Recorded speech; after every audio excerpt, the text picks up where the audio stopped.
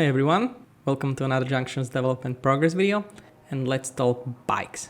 So first, before anybody asks, these greenish lanes are bus lanes and these yellowish lanes are reversible lanes, also known as suicide lanes in America. These colors will be of course editable and they are here just for development purposes because I'm currently working on them, but that's for another video. So first of all, let's talk about path connections. So if you wanted to build a lane from here to here, for example, we would go from one end to another and create a path like this. And this is very useful if you want to have a crossing, for example here, and we don't want the vehicles to be turning right here. If we wanted to allow that, we would have to build a lane, for example, like this. Or here's a new option that we recently added. You can now connect these lanes in the middle, like so. So let's test it. Great, everything works. And while this is great for vehicles, it's not necessarily the best for bikes.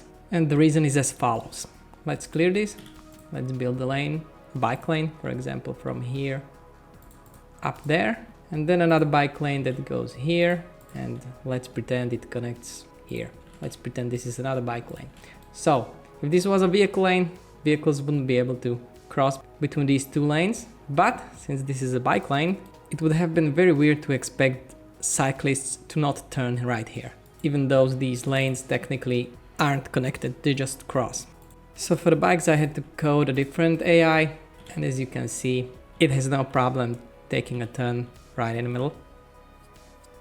Another great side effect that this has, and let's say it's an intended side effect, is that when a bike lane crosses a sidewalk, for example, let's say here's a sidewalk, doesn't matter where it's going, these connections are also generated here. And as you can see, the bikes are using the sidewalk as well, because obviously it's a little bit shorter and there's gonna be weight added so that they will prefer the sidewalk only when it's much shorter than using the bike lane. And you can of course restrict using sidewalks for bikes, in which case they will not enter the sidewalk under any circumstances.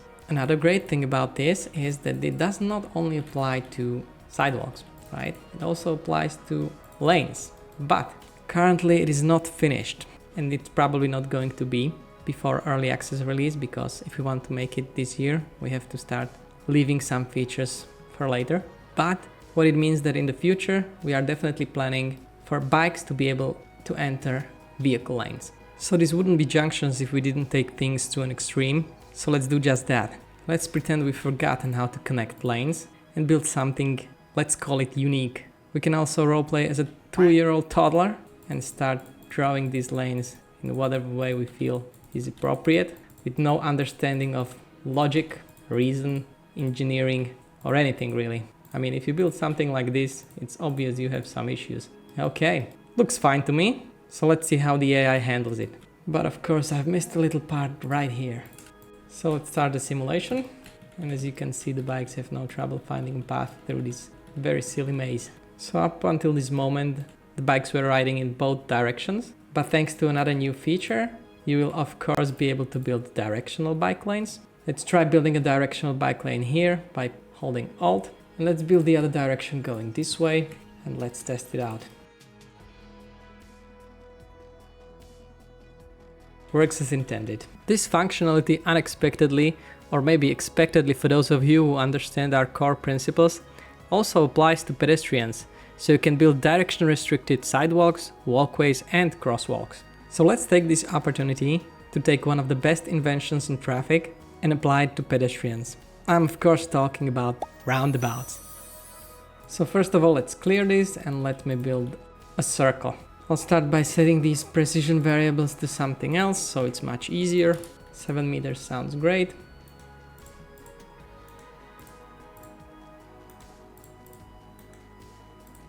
Perfect, and let me now time-lapse the rest of it.